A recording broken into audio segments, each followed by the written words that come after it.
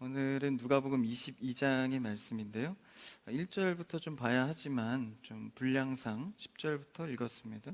공동체의 성찬이라는 제목으로 오늘 말씀을 나누기를 원합니다. 오늘 말씀의 주제는 여러 가지로 보이는 듯하나 사실 가장 예수님의 사역에서 중요한 그 십자가 사역을 상징하는 중요한 장면입니다.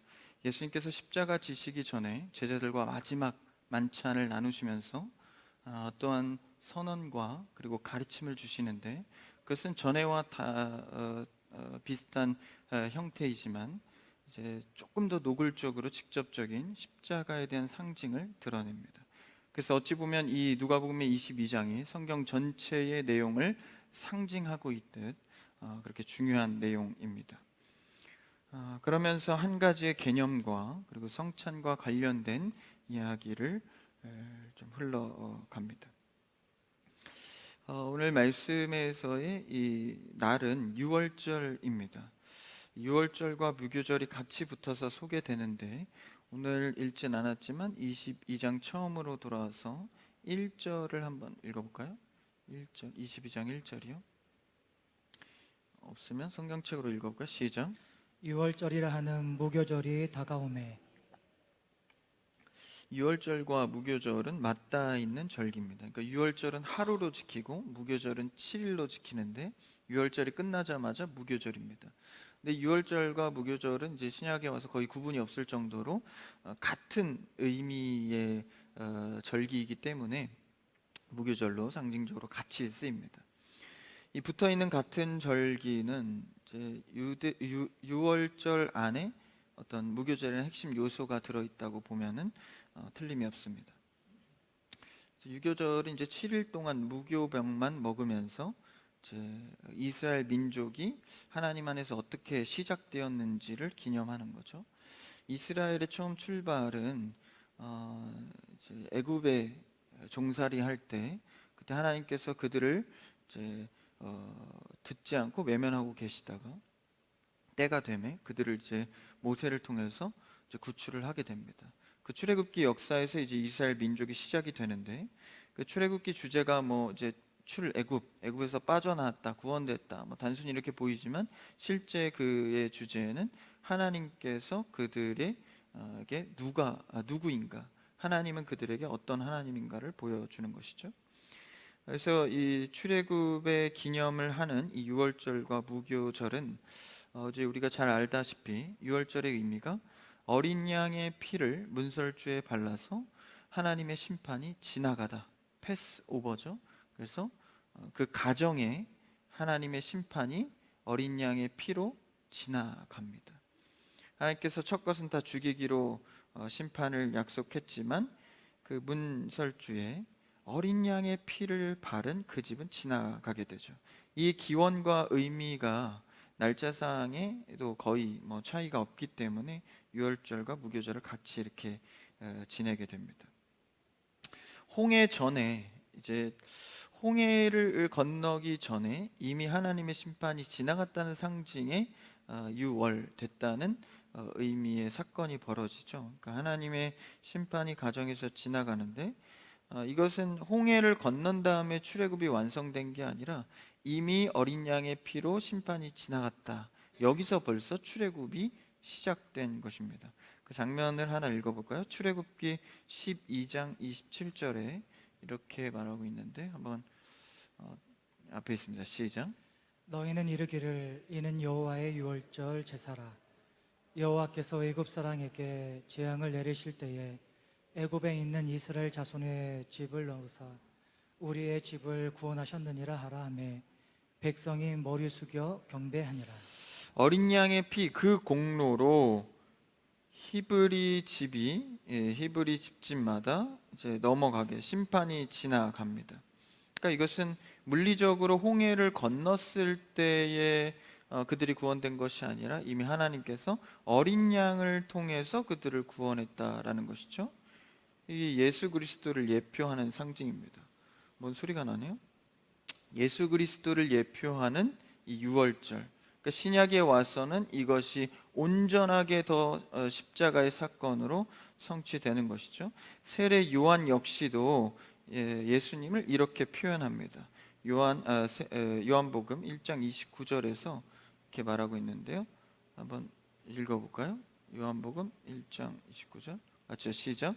이튿날 요한이 예수께서 자기에게 나아오심을 보고 이르되 보라 세상 죄를 지고 가는 하나님의 어린 양이로다. 맞아. 그냥 일반적인 해석으로 예수님을 예표한다가 아니라 세례 요한이 직접 말했죠. 예수님을 보고 하나님의 어린 양이로다. 어린 양은 제사 때 쓰이는 피의 값입니다. 그것이 이스라엘의 처음에 하나님께서 구원하신 도구였고 사건이었죠. 그러니까 이 어린 양은 예수 그리스도인 것입니다.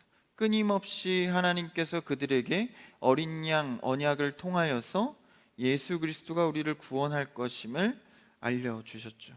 이러한 예수님께서 이제 이 땅 가운데 오셔서 사역의 끝자락에 있을 때 마지막 유월절을 준비하는 장면입니다. 그러니까 매우 의미가 깊고 특별한 장면이겠죠. 한번 그 장면을 7절, 우리 읽지는 않았지만 7절을 한번 읽어볼까요? 7절, 22장 7절 본문입니다. 같이 시작. 유월절 양을 잡을 무교절 날이 이른지라.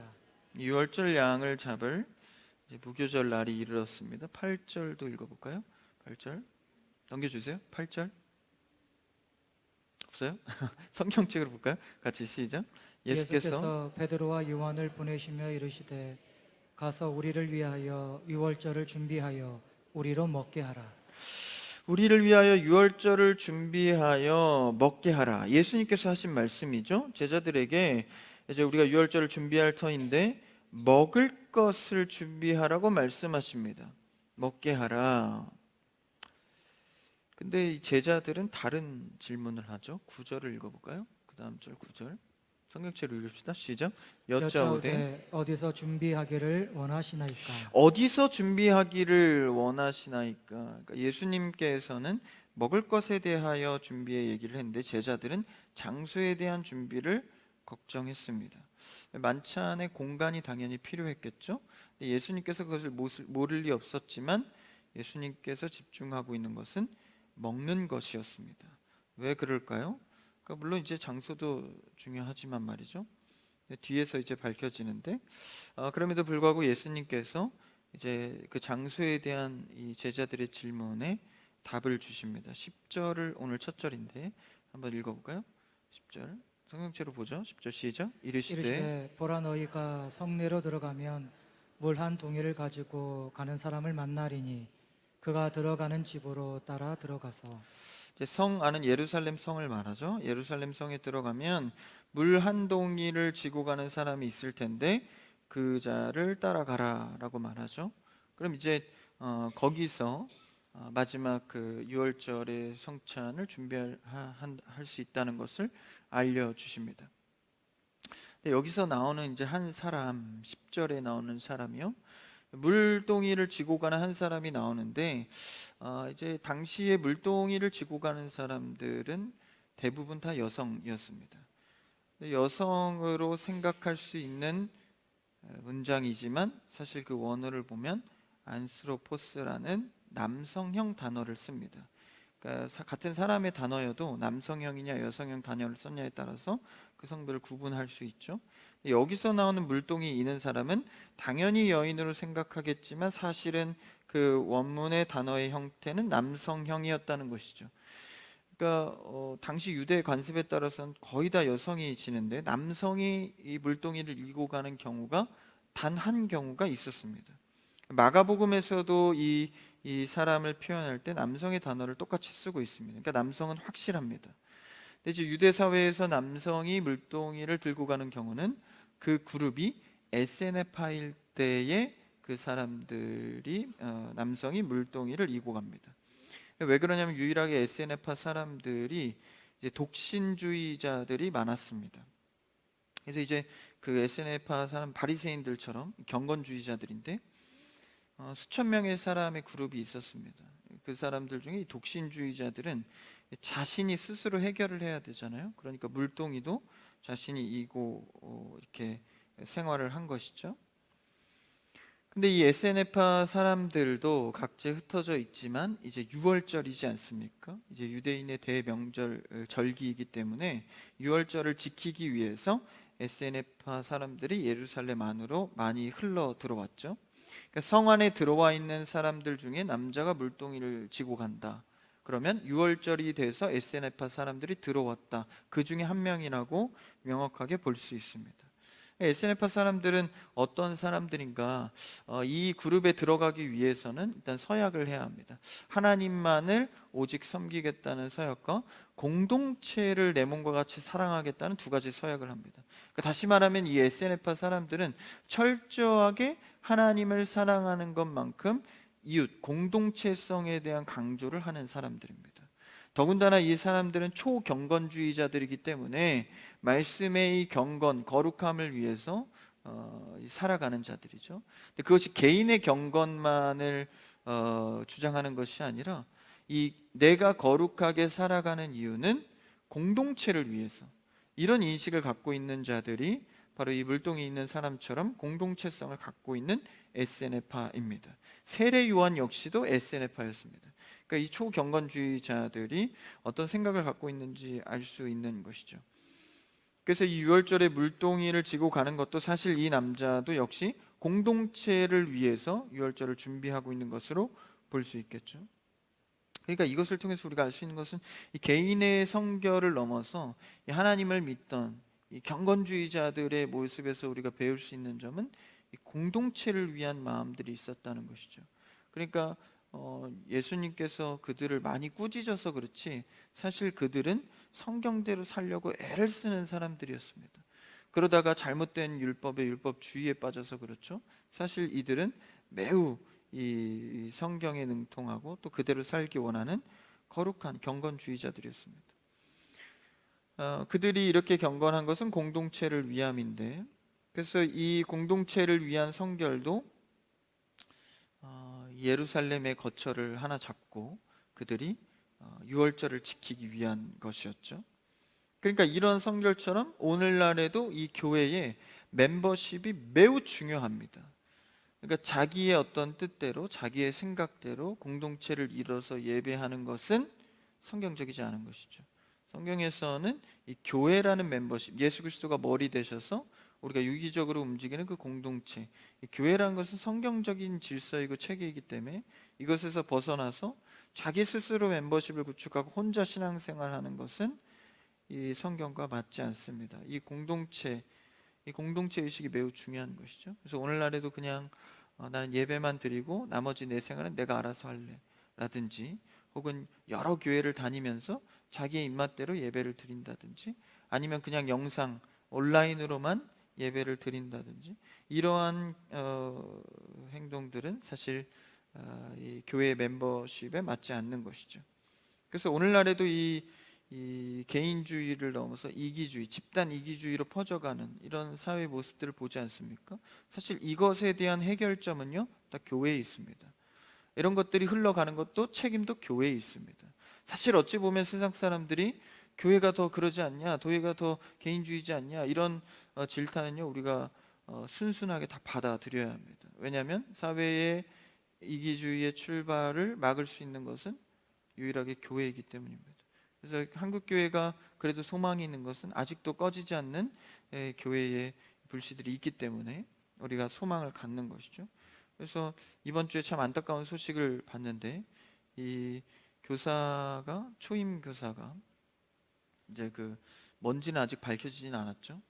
근데 이제 학교 교실에서 이제 자살을 하면서 이제 대한민국 교육계가 발칵 뒤집혔죠, 이번 주에. 그것을 보면서도 그렇게 사람이 죽었을 때에는 분명한 학교에 어떤 이유가 있겠죠. 뭐 업무든 사람인 관계든. 근데 당장 이제 그 학교 학생들의 부모님들은 우리 학생들에게 피해가지 않게 하라, 이런 목소리를 또 내죠, 일부는. 그런 학생들과 부모님들의 이기주의, 또 학교는 학교 나름대로의 집단 이기주의에 빠져서 이게 쳇바퀴처럼 끊이지 않죠. 그러니 교사들은 학생들 삶에 침투해서 교육하는 것이 더 이상 두려워지고, 그러니까 학생들은 또 그것을 악용해서 선생들의 교단을 또 무시하게 돼. 그러니까 이게 악순환의 반복이죠. 이것을 끊을 수 있는 일은 사실 이 공동체성의 회복에서 출발합니다. 개인만을 생각하는 이것이 사회 문제가 아니라 사실은 종교적 문제입니다. 영적인 문제죠. 왜냐하면 하나님도 그렇고 예수 그리스도도 그렇고 다 공동체를 위한 가르침을 다 했다라는 것입니다. 제자만 삼은 게 제자들을 세우셨죠. 그리고 그 제자들이 곧 교회, 사도들이 되었습니다. 교회를 통해서 개인의 구원이 이루어지는 시스템을 예수님이 만드셨죠. 그러니까 이 집단 이기주의와 개인주의는요, 결국 교회의 몫입니다. 교회에서 개인주의가 팽배하고 혼자 예배만 드리고 가고 등록하지 않고 멤버십에 들어오지 않는 것은 오늘날 크게 사회 문제로 번져가는 것과 교회도 동일한 모습입니다. 그러니까 우리는 날마다 성경으로 돌아와서 교회의 멤버십과 예수님이 가르쳐준 공동체성을 회복해야 합니다. 인류도 처음 하나님께서 인류를 만드시면서 공동체로 시작하셨죠. 남자와 여자를 만들어 한 몸이 되게 하시고 부부로 출발했습니다. 절대 인류는 개인으로 출발하지 않았습니다. 이런 공동체성의 성경적 회복이 결국 교회를 회복시키고 가정을 회복시키고 사회를 회복시키는 것이죠. 여러분, 우리는 성경으로 다시 돌아와야 합니다. 교회의 멤버십을 회복하는 크리스천 교회 공동체 되기를 축복합니다. 그러니까 이곳에서만큼은 훈련되어져야 할 게 개인주의가 타파되어야 합니다. 사라져야 합니다. 나보다 남을 더 낮게 여기고 내가 먹을 것을 하나라도 갈라서 나누어 주고, 그렇죠?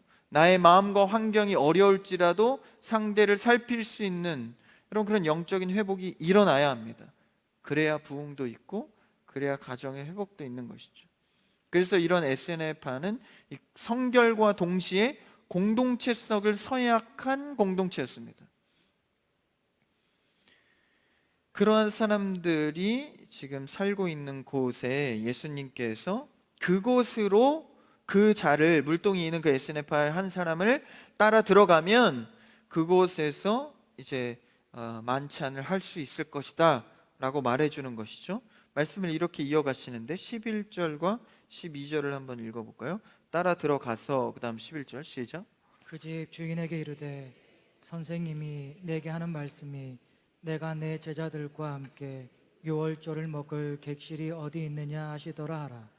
그리하면 그가 자리를 마련한 큰 다락방을 보이리니 거기서 준비하라 하시니. 이 SNF파 사람들이 있는 곳인데 이들이 제자들이 이렇게 그를 따라간다고 해서 집을 내줄 정도로 친분이 있겠습니까? 처음 보는 사람인데 물동이 이고 간다고 그냥 당신의 집으로 초대해달라고 하겠습니까? 근데 당시에는 이제 앞서 말씀드렸다시피 SN의 사람들은 공동체를 섬기는 그런 서약을 한 사람들이고 또 유대에는 나그네 환대법이 있죠. 그래서 그것을 통해서 당연스럽게 내어주는 유대 사회였습니다. 더군다나 SNF는 공동체성을 강조하니까 더욱 그러했겠죠. 그러니까 이 유대 사회는요, 입양을 보내지 않을 정도로 공동체성이 굉장히 강합니다. 부모가 없어도 그 마을의 사람들이 그 아이를 책임질 정도로. 그래서 이렇게 유월절을 이제 준비해 가는 거죠. 근데 앞에서 이렇게 공동체성에 대한 언급을 한 것은 뒤에 가서 그 공동체성이 어떻게 중요한지를 나타내기 위함입니다. 그 다음 이제 13절에서 이렇게 말하죠. 13절 읽어볼까요? 시작. 그들이 나가 그 하신 말씀대로 만나 유월절을 준비하니라. 이제 그를 만났죠. 예수님께서 말씀하신 대로 그를 만나게 되고 유월절을 준비하게 됩니다. 그러니까 유월절을 준비함에 있어서 이렇게 서두에 많은 내용을 실은 것은 그에 대한 의미를 뒤에서 찾아볼 수 있겠죠. 그 다음 14절을 읽어볼까요? 14절 시작. 때가 이름에 예수께서 사도들과 함께 앉으사. 이제 예수님께서 말씀하신 장소에 모였습니다. 유월절을 지내려고 하는데 예수께서 이 누가복음에 어떻게 기록하죠? 사도들과. 원래 사도란 말은 사도봉사에 잘 안 씁니다. 근데 여기서 제자들이라고 안 하고 사도들이라고 하죠. 그러니까 이 마지막 만찬에서 선언되어지는 이 예수님의 이 사건을 통하여서 이제는 이 제자들이 사도로서, 그죠? 교회의 초석이죠. 사도로서 일이 시작되는 것을 말해주고 있죠. 그들은 교회의 대표성을 갖지 않습니까? 이렇게 예수님과 함께 유월절이 준비됩니다. 15절을 읽어볼까요? 15절 시작. 이르시되 내가 고난을 받기 전에 너희와 함께 이 유월절 먹기를 원하고 원하였노라. 이 15절에서 예수님의 이 본격적인 마음을 좀 볼 수 있습니다. 내가 고난받기 전에 너희와 이렇게 유월절을 먹기를 원하고 원했다. 다시 말하면 열망했다라는 것이 너무나도 간절히 원했다라는 거예요. 성부, 성자, 성령 하나님은 우리의 구원에 대해서 태초 전부터, 그렇죠? 창세 전부터 우리의 이름을 호명하여 선택하셨죠. 그러한 예수님이 역사를 넘어 이 땅 가운데 오셨을 때는 그 언약된 수많은 언약의 말씀이 성취되는 장면, 그 장면 직전에 유월절의 마지막 만찬이란 말이죠. 이것을 예수님은 열망했다, 원하고 원했다라는 것입니다. 사실 근데 이거 인간적으로 보면 예수님이 죽으심 아닙니까? 자신이 죽는 것을 뭐 그렇게 열망합니까?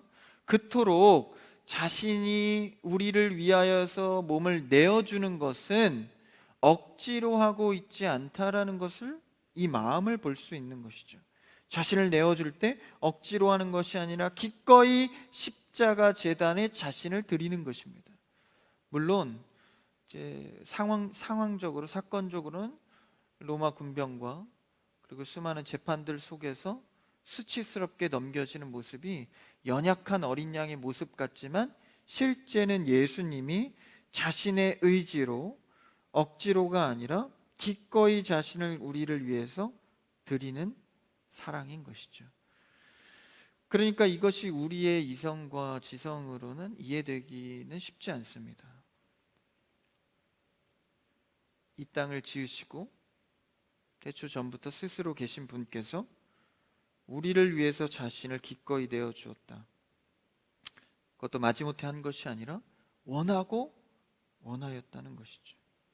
여러분, 그분 앞에서 우리가 어떤 삶의 불만과 어려움을 토로하겠습니까? 우리를 위하여 기꺼이 내어주신 분, 심지어는 수천 년의 역사를 뚫고 이것을 원하고 원했다, 이 장면을 너무 원하고 원했다는 것이죠. 그러니까 우리가 어떻게 주님 앞에, 이러한 주님 앞에 감사와 믿음으로 살지 않을 수 있겠습니까? 여러분, 이러한 예수님의 심정이 우리 안에 공감되어 주기를 축복합니다. 이 마음이 내 안에 은혜로만 들어올 수 있다면 우리의 삶의 수많은 어려움과 역경도 담대히 이겨낼 수 있는 것이죠. 그래서 예수님께서 그것을 열망했다라는 그 마음을 토로하시고 말씀을 시작하십니다. 16절 읽어볼까요?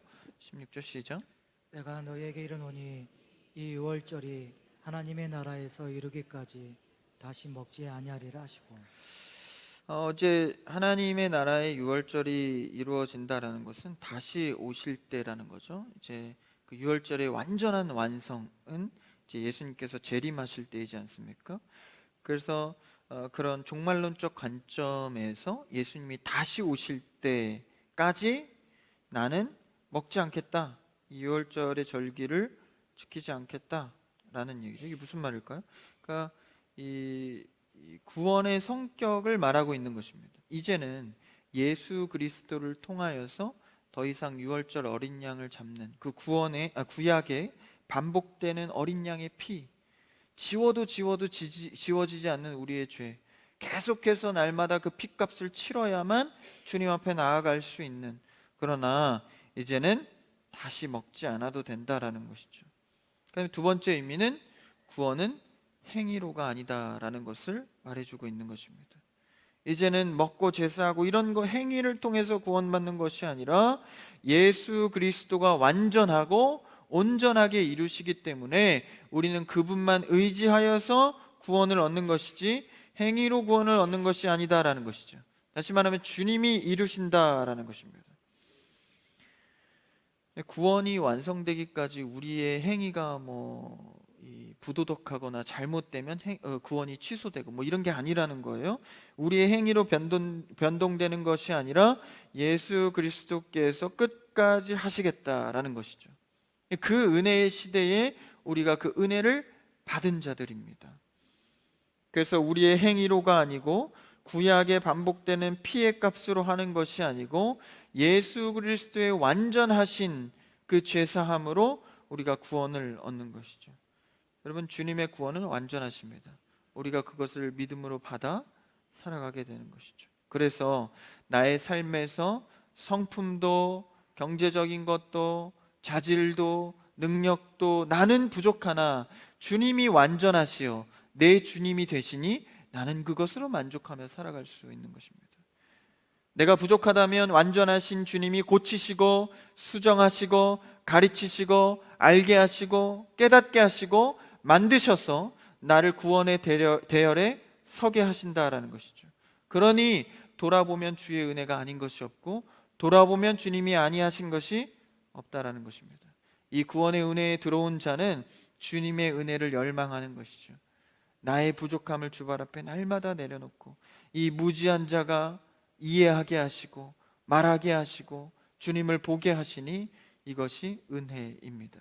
이것을 위하여서 우리는 부족한데 이것을 받았으니 이것을 뭐라고 표현합니까? 축복이다, 복되다라고 표현할 수 있는 거죠. 그러니까 나의 복을 위하여서 예수 그리스도는 죽으신 겁니다. 다시 말하면 복의 반대는 저주를 받으신 겁니다. 그것도 이것을 원하고 원했다. 여러분, 자신의 저주를 원하고 원하는 사람이 어디 있겠습니까? 그런데 나의 생명을 위하여 자신의 저주도 기꺼이 내어준다라는 것이죠. 여러분, 이게 이해가 되십니까? 저는 이해가 되지는 않습니다. 그저 은혜로 믿을 뿐입니다. 그러니까 우리가 이 사랑을 조금이라도 알게 된다면 우리 하루에 풍성한 은혜를 누리는 것이죠. 날마다 이 은혜가 여러분에게 차고 넘치기를 축복합니다. 나의 복을 위하여서 당신이 저주를 받는 것, 죽음을 기꺼이 택하는 것. 그래서 나는 부족하나 완전하신 주님의 은혜로 살아가는 것입니다. 그래서 17절에 뭐라고 하나요? 이에 잔을 받으사 감사 기도를 하시고 이르시되, 이것을 이렇게 말씀하시죠. 예수님은 성찬을 하실 필요가 없습니다. 완전하신 분이. 근데 누구를 위하여? 너희를 위하여. 너희끼리 이것을 나누라 말씀하시죠.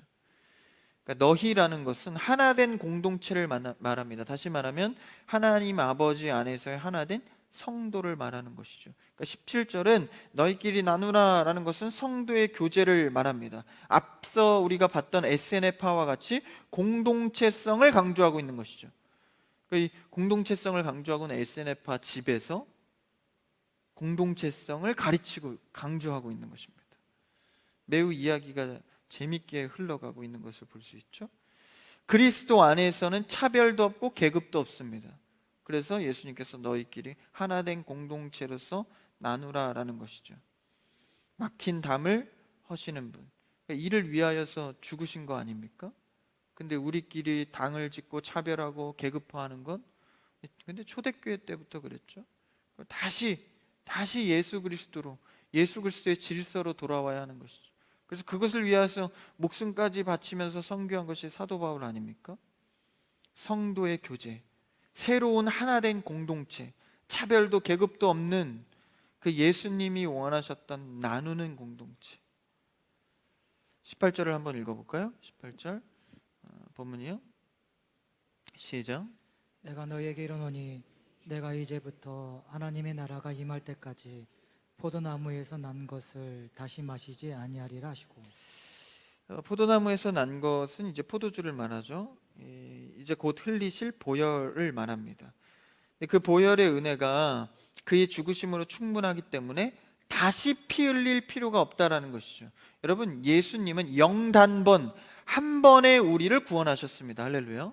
시간이라는 것 때문에 수많은 사람들의 시간을 통하여서 또 예수님을 알게 하고 이런 시간이 필요한 것이지, 사실은 모든 인류의, 아직 태어나지도 않은 모든 인류를 구원하기까지 단번에 십자가로 성취하신 것입니다. 그러니까 그것으로 충분하다.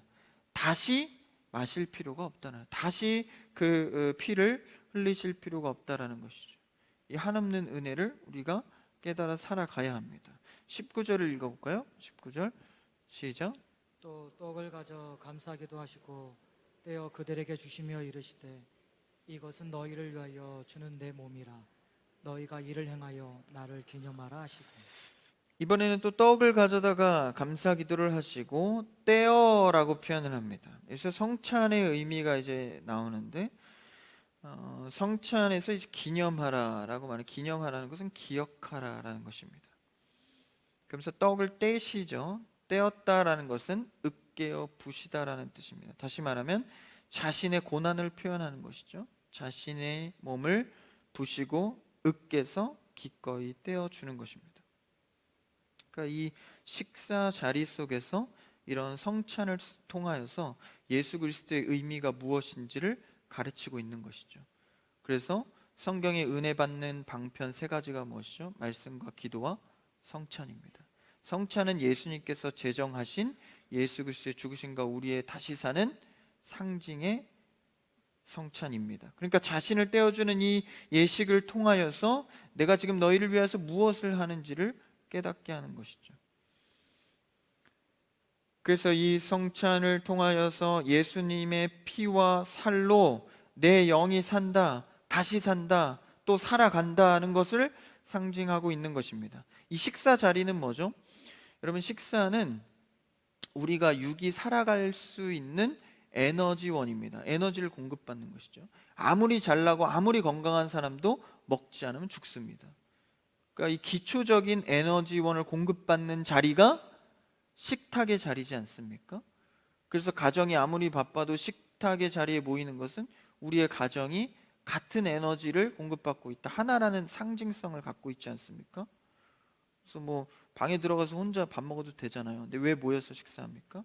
공동체의 에너지가 같다라는 상징성을 갖는 것입니다. 영적인 공급도 마찬가지죠. 육적인 식탁의 자리와 마찬가지로 성찬은 같은 예수 그리스도의 살과 피로 우리의 영이 공급받고 있다는 선언의 자리입니다. 그러니까 이 성찬의 자리는 매우 거룩하며 매우 엄숙해야 하고 매우 진지해야 합니다. 예수 그리스도를 주라 고백하지 않는 자들이 그냥 떡을 떼고 마시는 행위는 반드시 회개해야 합니다. 그러니까 우리도 세례받고 교인으로 그렇죠? 인정된 자가 성찬을 하지 않습니까? 왜 그렇습니까? 예수 그리스도의 살과 피로 내가 살겠다는 고백을 하는 자리이기 때문입니다. 그러니까 이 성찬의 은혜로 나는 이 성찬의 은혜로만 살아갈 수 있는 자입니다 라는 것을 공표하는 것이죠. 이것은 일찍이 출애굽 때부터 이미 시행됐던 모습입니다. 출애굽 때 어린 양을 죽이고 피를 문설주에 발라서 패스오버 되지 않습니까? 그때 한 가지 더 추가해서 말씀하신 것이 떠나기 전날 저녁에 이 어린 양의 어린 양을 죽였으니까 그 고기를 남김없이 다 먹으라 말씀하시죠. 식탁의 자리입니다. 유월절 때는 항상 식탁의 자리가 처음부터 있었고 예수님 때에도 이 식탁의 자리가 있었습니다. 육체의 공급이 곧 영적인 공급도 예수 그리스도를 통해서 살아가야 한다는 것을 알려주고 있는 것이죠. 그래서 우리의 성도들은요, 성찬의 자리뿐만 아니라 실제 식탁의 자리도 매우 중요한 의미를 갖습니다. 그래서 여러분, 그냥 식사 기도하고 밥 먹는 것이요, 그냥 우리가 식사 자리를 넘어서 성찬의 자리가 되어야 합니다. 그래서 뭐 합니까? 어려울 때 금식 기도하지 않습니까? 왜 그래요? 내가 입으로 들어오는 에너지 공급원을 차단하고 오직 예수 그리스도의 은혜로만 주께 구하겠습니다 라는 상징성 아닙니까? 그러니까 이 식탁의 자리도요, 주님께서 주신 이 양식을 예수 그리스도가 아니면 내가 살아갈 수 없습니다라는 것을 고백하는 자리가 식탁의 자리입니다. 주님 주신 이 양식이 주님의 은혜가 없으면 내가 먹고 살아갈 수 없습니다라는 것을 고백하는 것이죠. 그러니까 여러분이 이제는요, 식탁의 자리도 성도는 달라야 합니다. 식사 기도를 길게 하시는 여러분들 축복합니다. 길게 하셔야 돼요. 예수 그리스도의 은혜로 내가 먹겠다는 고백을 하는 기도인데, 믿지 않는 사람들이 있으면 좀 창피하니까 어깨가 좀 이러면서 이제 눈 한번 감고 떠서 이거 돌리는 동안 무슨 기도 하시는 거예요? 이렇게 좀 꺾으면서 눈 뜨고 이거는 성찬의 기도가 아닙니다. 진지하게 내가 이 에너지원을 공급받을 때 주의 은혜가 아니면 살아갈 수 없습니다. 매일의 식탁의 자리가 성찬의 은혜가 있기를 축복합니다. 그래서 가정들도 웬만하면 모여서 식사하십시오. 방에 들어가서 뭐 삼각김밥 이런 거 드시지 마시고 모여서 식사하시고, 그렇죠? 성도도요, 모여서 식탁의 교제를 많이 나누는 여러분 되길 축복합니다. 샌드위치 같은 것도 저번 주에 공짜로 막 주던데 뭐 하라고 주는 거예요? 집에 싸가서 혼자 방에서 드시라고? 아니요, 그 자리에서 같이 성찬의 교제를 하라는 것이죠. 그래서 서로 자꾸 식탁을 가지시고 식사 자리를 가지시고 식사를 사주십시오. 좀 이상한가요? 자꾸 사주시고 나누십시오. 이게 성찬의 교제입니다. 그래서 성도의 교제는요, 식탁에서 많이 이루어집니다. 떡을 떼고 음료를 나누고 사주고 섬기고 나누고 내 것을 떼어주고, 이것을 말씀하시면서 뭐라고 하시죠? 20절을 읽어볼까요? 20절 같이 시작. 저녁 먹은 후에 잔도 그와 같이 하여 이르시되 이 잔은 내 피로 세우는 새 언약이니 곧 너희를 위하여 붓는 것이라. 내 피로 세운 새 언약이다 라고 말씀하시죠. 절망의 이스라엘이 예레미야를 통하여서 새 언약을 받습니다. 이것이 출발이 새 언약, 예레미야를 통해서 선포된 새 언약인데, 주님의 언약이죠. 주님의 피로 세운 언약입니다. 그 언약, 예수 그리스도를 통하여서 이제는 새로운 공동체가 탄생하는 것이죠. 계급도 없고 실력대로가 아니고 차별하지 않고 우리가 주 안에서 자녀된 자로 서로가 서로를 섬기고 생각하고 나누어주는 공동체를 말하는 것입니다. 그러니까 이것은 철저하게 개인에게 준 성찬이 아니라 공동체성 속에 임한 성찬입니다. 나의 공동체는 어떻게 내가 섬기고 서로 나누고 주고받고 있는지를 생각해야 합니다. 그래서 노아의 언약, 아브라함의 언약, 모세의 언약, 다윗의 언약, 그리고 예수 그리스도의 언약의 성취까지 이제 일상의 성찬이 이루어져서 이 공동체가 예수 그리스도의 성찬을 통하여서 일상 속의 수많은 공동체의 성찬으로 뻗어나가는 것이죠. 그래서 이것이 새 언약의 완성을 선언해주고 있는 것입니다. 여러분, 우리가 하나님과의 관계를 언약의 관계라고 표현하지 않습니까? 근데 조금 추상적이죠. 언약, 약속, 하나님과 무슨 언약을 한 거지? 네, 오늘 말하는 이 새 언약의 개념은요, 크게 세 가지로 볼 수 있습니다. 첫 번째, 이 언약은요, 공식적인 선언입니다. 그러니까 아브라함도 이 언약을 받을 때 그 전에 하나님과의 관계가 없던 것이 아닙니다. 이스라엘도 언약을 받고 이제 출애굽했을 때 하나님과의 관계가 없던 게 아닙니다. 계속 하나님께 도와달라고 기도하죠. 아브라함도 하나님과의 관계가 있었습니다. 그 언약의 관계가 공식적으로 선언된 것은 또 다른 문제입니다.